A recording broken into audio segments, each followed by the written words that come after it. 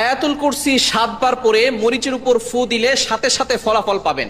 আয়াতুল কুরসি হচ্ছে পবিত্র কোরআনুল কারীমের ভিতরে সর্বশ্রেষ্ঠ আয়াত। আয়াতের ভিতরে সর্বশ্রেষ্ঠ আয়াত হচ্ছে আয়াতুল কুরসি। এই আয়াতটি হচ্ছে জিনদের সবচেয়ে বড় মহা ঔষধ। সুতরাং আয়াতুল কুরসির আমল আপনি করবেন। কিভাবে করবেন? প্রথমে ওযু করবেন, ওযু করে 3 বার দুরূদ শরীফ পড়বেন। আয়াতুল কুরসি 7 বার পরে একটা মরিচে ফু দিবেন। মরিচে ফু দেওয়ার পরে ওই মরিচটা আপনি একটু আগুনে পোড়ানোর পরে সেখান থেকে একটা ঘ্রাণ আসবে। এই ঘ্রাণটা যদি কাউকে জিনে ধরে অথবা কাউকে জাদু করা হয়, ওই মরিচটা যদি তার নাকে সামনে নিয়ে যান, তাহলে দেখবেন একটু ঘ্রাণ দিলেই সেই জিন সেখান থেকে চলে যাবে। এবং যদি কারো বদনজর লেগে যায়, তার নাকের সামনে একটু ধরবেন, দেখবেন তার বদনজর দূর হয়ে যাবে। এবং আপনি অবশ্যই এই ধরনের সমস্যা হলে শরীর বন্ধ রাখার চেষ্টা করবেন।